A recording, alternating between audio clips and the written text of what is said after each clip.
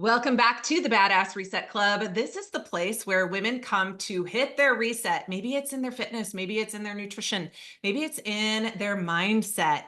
My guest today has hit the reset everywhere, and I can't wait for you guys to dive into this conversation with me with Shari Leid. Welcome, Shari. Hi, it's so great to be here. And I love that reset because I really do feel like this year has been a year of reset for me. Well, we're going to talk all about that. And I have to just let the listeners know I met you recently. I think it was in the past month at a speaking conference. And we had like a 2-minute conversation. And you were one of those people that I was just like, this gal has some magic that she needs to share. And my audience would love to hear what she has to say. And I want to know more. So it's selfish too. Well, I appreciate that. I absolutely appreciate that. I know that it's been more than just this year that you've hit your reset. You know, your life has been kind of wild. I mean, from birth, kind of wild. And I want to get to current day, but I think that just so that the listener understands, can you tell us more about like how you've had to hit the reset from a young age? Like Yeah. tell us your story. I think everyone probably does this many times without realizing that they're constantly resetting. For me, there are some life events that make it a little bit more obvious, perhaps. I was born in Seoul, South Korea, but my story is that I was found in a cardboard box. I was an abandoned baby. I was born, without knowing my, without being given my birth date, birthplace, or birth name. So I was adopted into the US with no identifying information other than what the orphanage gave me. Mhm. Um, it's surprising. You don't realize how much birthdays come up in conversation until you don't actually know yours. And so the whole horoscope thing, I can't participate in fully.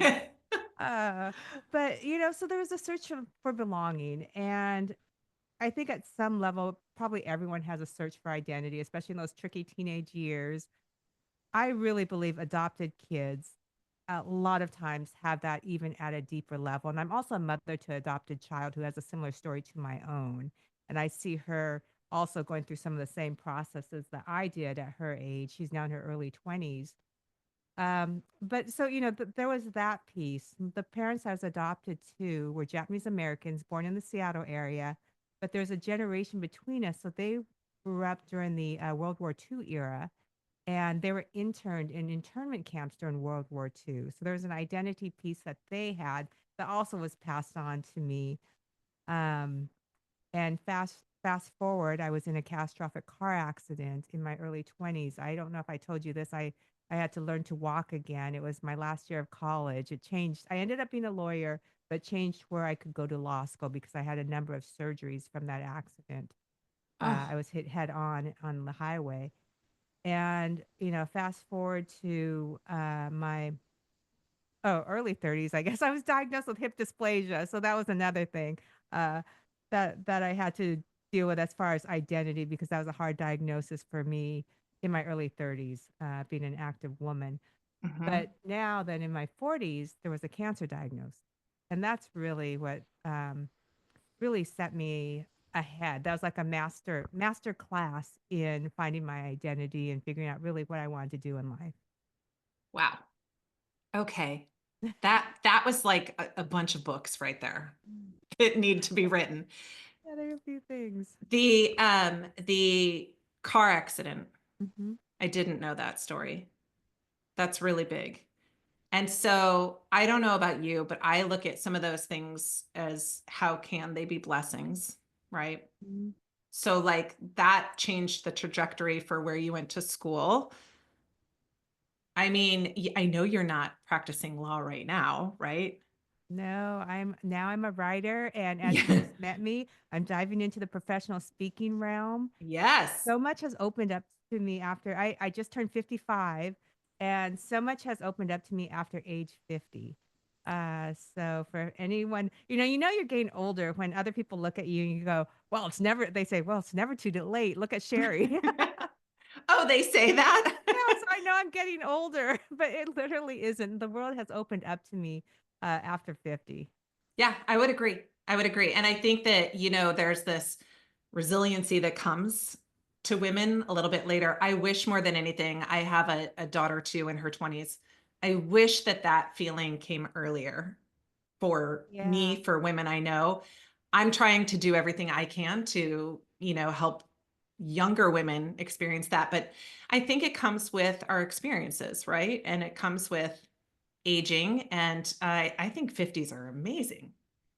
Yeah, So, I recently heard the speaker Les Brown say that when you when you get that imposter syndrome that many of us experience as young women, mhm, that that imposter syndrome is actually the world telling you that you've just leveled up, not as opposed to cool. you're not supposed to be there. So I've been reminding the younger women in my life that. Yes. Yes, that's so good. Okay, so in your 40s, you had some pretty pivotal changes, some big changes. You changed your career. Was that in your 30s or your 40s? I actually was in my 30s when Okay.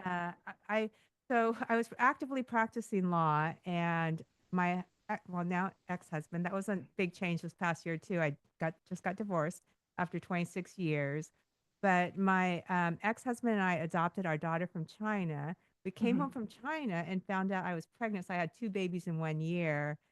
Fast forward a few years later, I stayed practicing. I practiced for about 14 years, but our daughter, as it turned out, had some special needs, so I Mhm. decided to stay home, Mhm. with the kids. So that happened in my later 30s, and then at 47, I was diagnosed with breast cancer. Aha. Okay. And with your cancer diagnosis, was that invasive? Was it a lot of time? What was that like for you? Well, fortunately, I am in the Seattle area. We have Fred Hutch Cancer Center here, Mhm. and they were a godsend here. But for me, I knew it was going to be a tough year. I ended up choosing to have, it was caught fairly early, but I chose to have a double mastectomy as far as my treatment went. Mhm. I was so surprised how much I didn't know about breast cancer and the options, being that with such a relatively common cancer. 1 in every 6 women will experience breast cancer in their life. Mhm. So it was a huge learning piece. My kids were still in high school. Um, and it kind of, I decided when that happened, there was something that I was supposed to learn from that, something I was supposed to learn. And it didn't directly relate to my project in 2023, where I traveled to all 50 states to share a meal with a stranger in every state, but definitely contributed into me Okay. deciding, because when that diagnosis happened, my favorite quote became, "If today is the last day of your life, would you be doing what you're doing now?"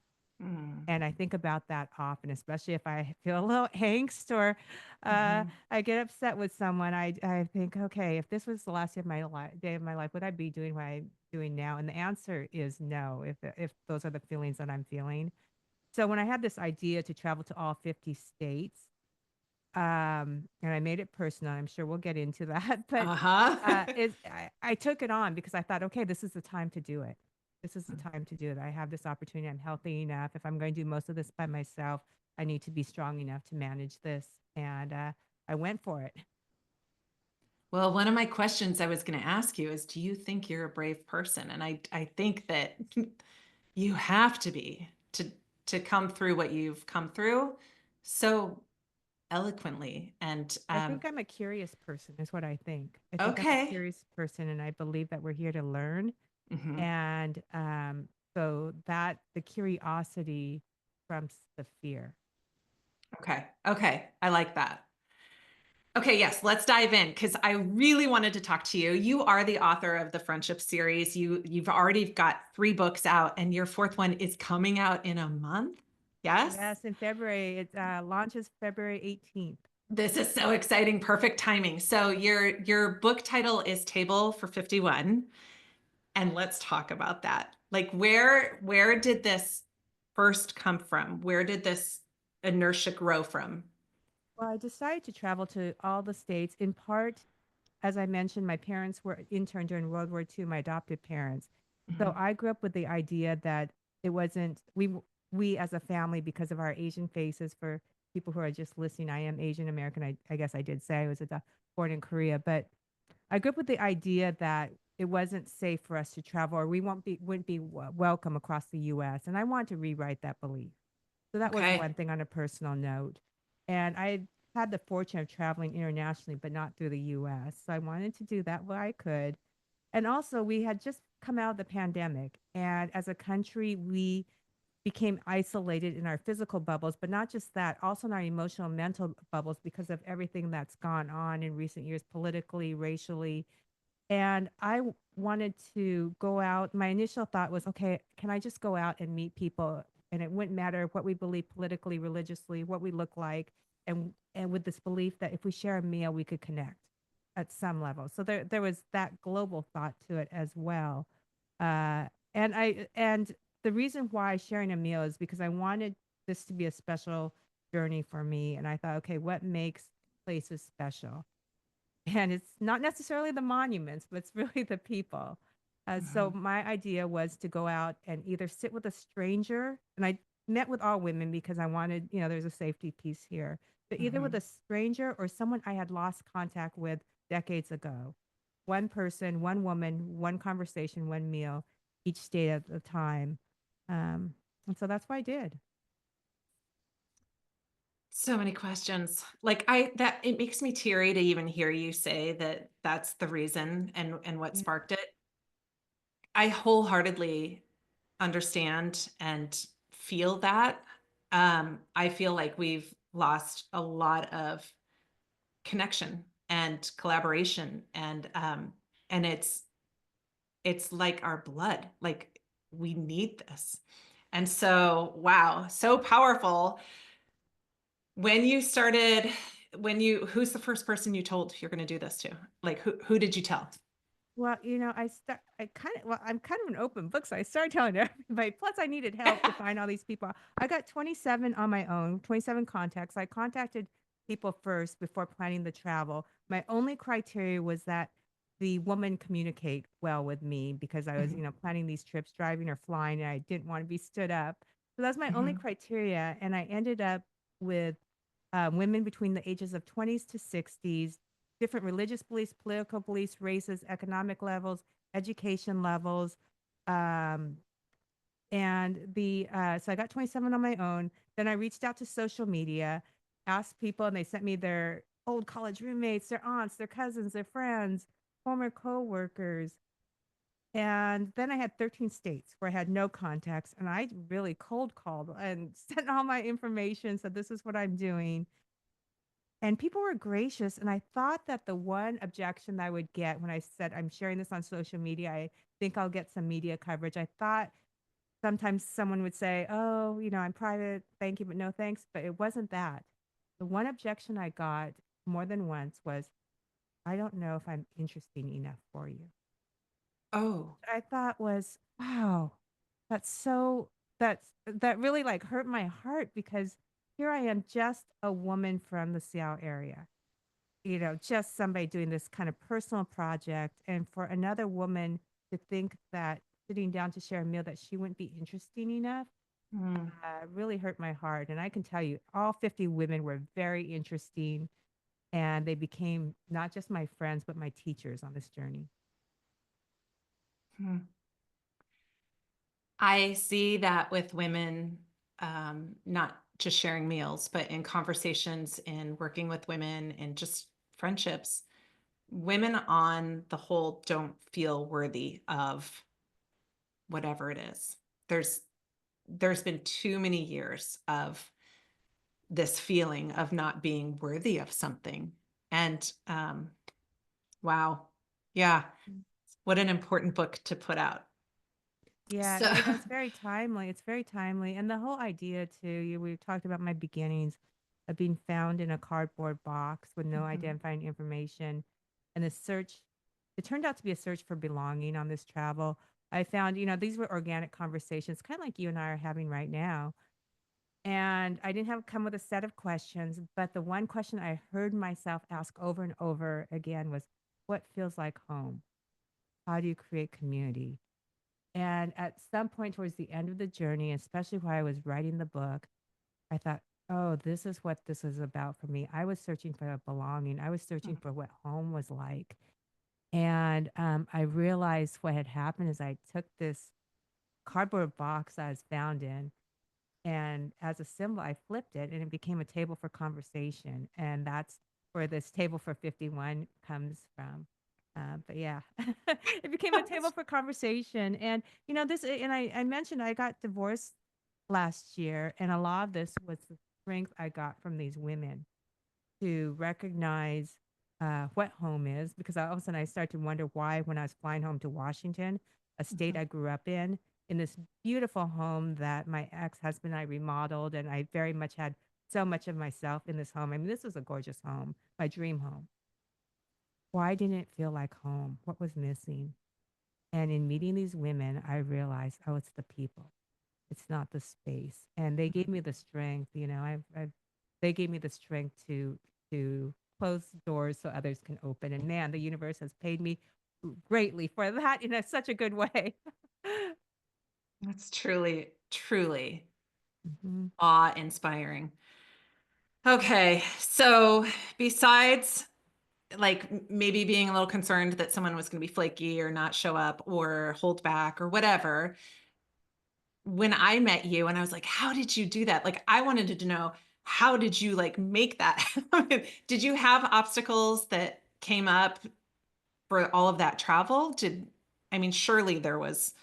Well, I lost my luggage just once, Oh, and it followed me for a while because I happened to be on the East Coast, and I was driving every night. I was in a different place, but other okay. than that, the biggest fear, I lost people along the way because I made this plan, and at the time I had a virtual assistant who helped me, but I had a whole tracking system where we'd contact them 6 months, 3 months, 1 month, and Oh, then 1 week ahead to make sure that we're on the same page and I was going to show up. And there was a few people that disappeared during this process where all of a sudden we would get no response.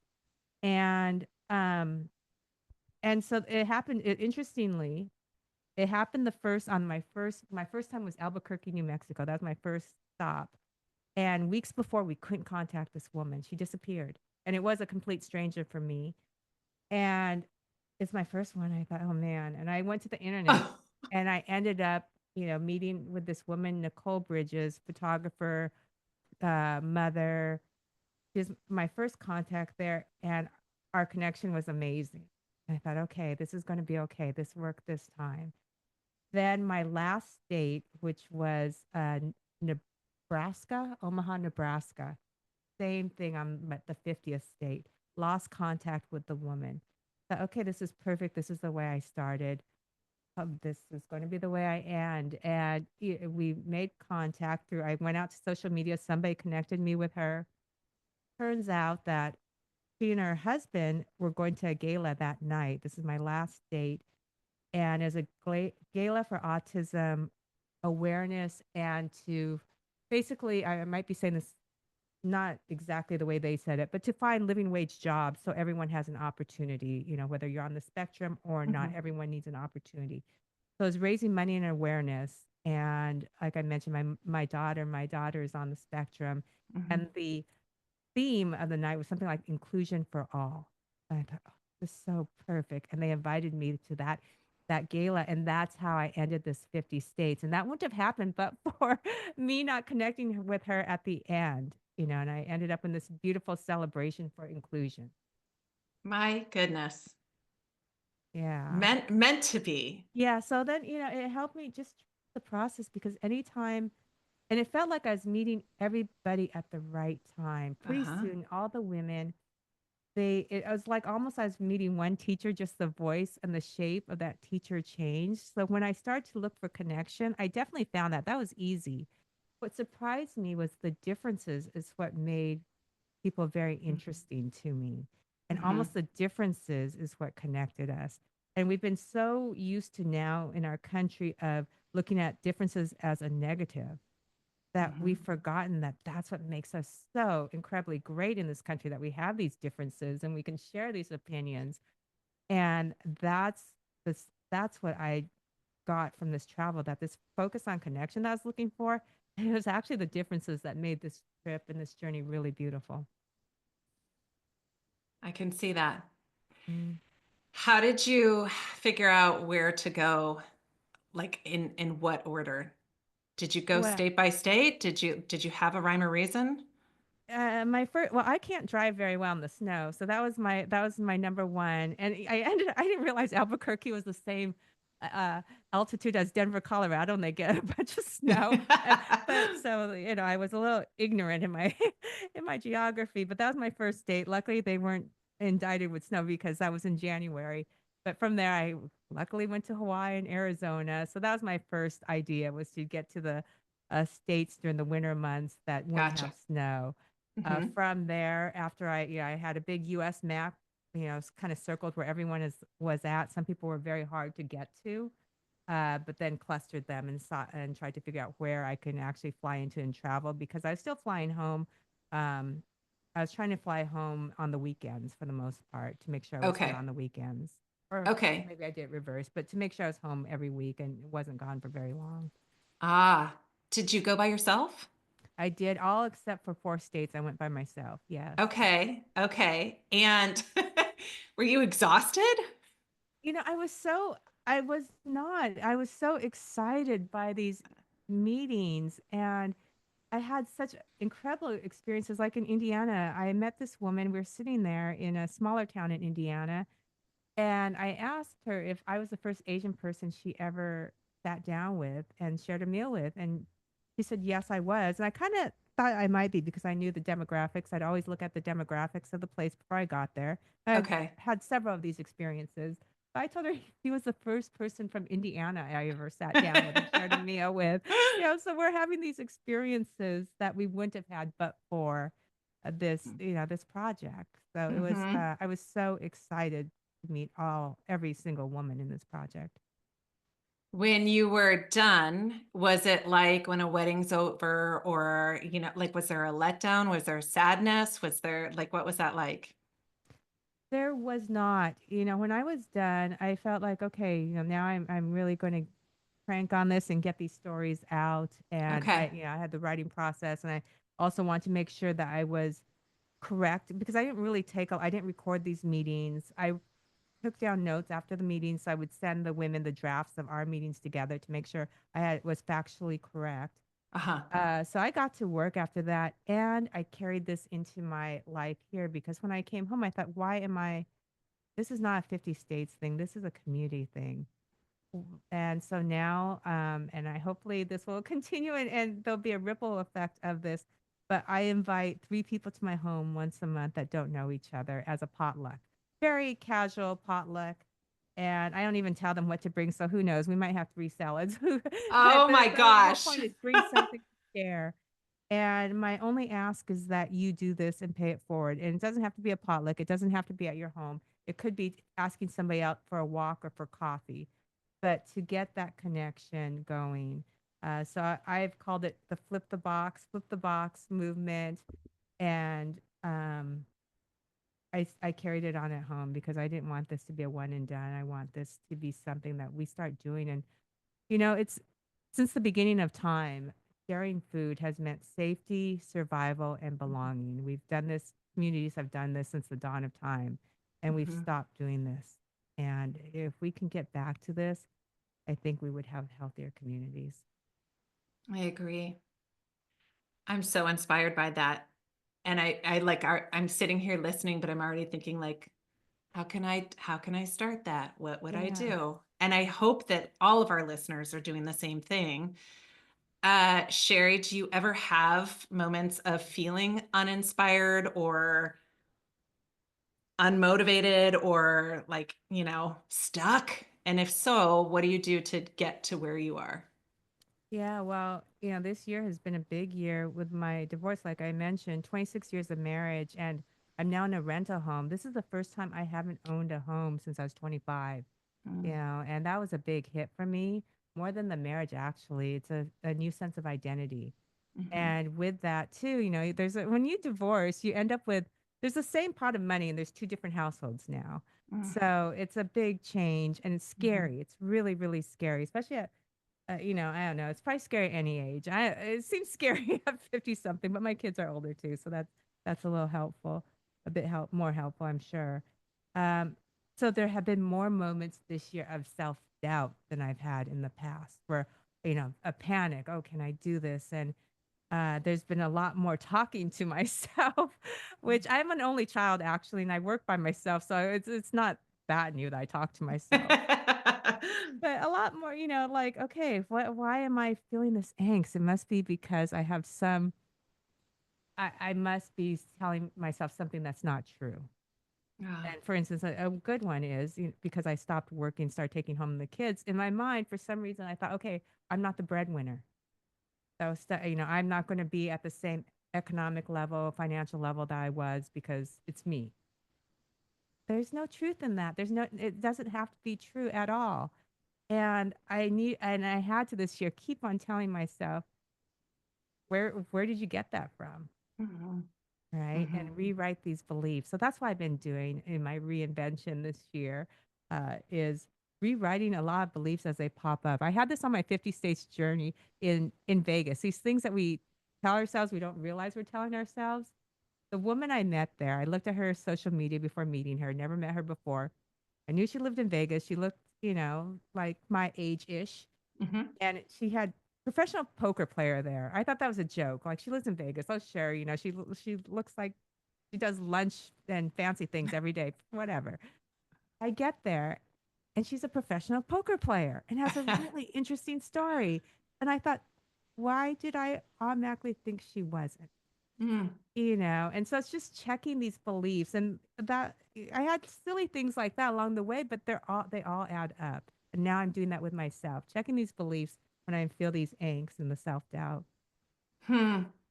Yeah. Well, that's a nice reminder for all of us because I think we do it, you know, not intentionally, but we do it Yeah, we for don't realize sure. we're doing it, and a lot of times it's a belief system that maybe worked for us when we were younger, but it's not true of who we are now. Yes. And who you are now, like you're coaching. Yeah? Yeah. Are you Yeah. working with just women or are you working with everybody? Both, but Mhm. primarily women, and that's the way I started, was just with women because for some reason I had the belief system that I couldn't coach men. Where did that come from? I don't know. And then I Well, had some, clients that were men. I'm like, "Oh, I could do this pretty good here." true. So True. I think for me personally, it's just I understand, in my own mhm. coaching what women are going through. So it's just it comes more natural to me to work with Yeah. women. But and then how are you finding time to write the books, to do all the things, to coach? Like, how do we become like that? It's a little superhuman. Yeah, I heard entrepreneurs tend to try to pick they have all these ideas, so, to hone in. It's a balancing act, and I've Mhm. been really, really probably very, very busy this year, especially with this book coming out. But the thing is, I love it. I absolutely love it. And like I said, my quote now is, "If today were the last day of my life, would I be doing what I'm doing now?" And this Mhm. all absolutely just aligns with me. When I was practicing law, I was a litigator. My song in the morning used to be "I Will Survive." You know that song? I used to play it on my Yes. way drive to work. I will survive. Now my song in the morning is a song called "Counting My Blessings," and that's my wake up Mm. song. Uh, so I'm working and I'm trying to balance everything, and sometimes it does get a little overwhelming, but Mhm. I wouldn't change it because it just aligns with me. And when something aligns with you, it really, I mean, people used to say it doesn't feel like work. It doesn't feel like work. Yes. Yeah. I understand that. Mhm. Okay, so I'm so excited for your book to come out. And what else would you like us to know about your book, about your work? I think the bottom line for me is that we're better together as a community and sharing a meal. There's something special about it. I'm giving a TEDx on February 1st in Florida. And one thing I say in that TEDx talk is that when we share a meal, it's not just about eating. It's ancient and powerful. Oxytocin is released, the bonding hormone. Dopamine and serotonin are released. They lift our moods. Our mirror neurons kick in. We are then in sync with the person across the table. And even our eating even changes our brain into rest and digest mode where our stress lowers and we open up ourselves to connections. So I really encourage people to share a meal with somebody, and it doesn't have to be 50 different people. It could just be one, your neighbor, even a family member that you haven't sat down with for a while. It's pretty Mhm. magical.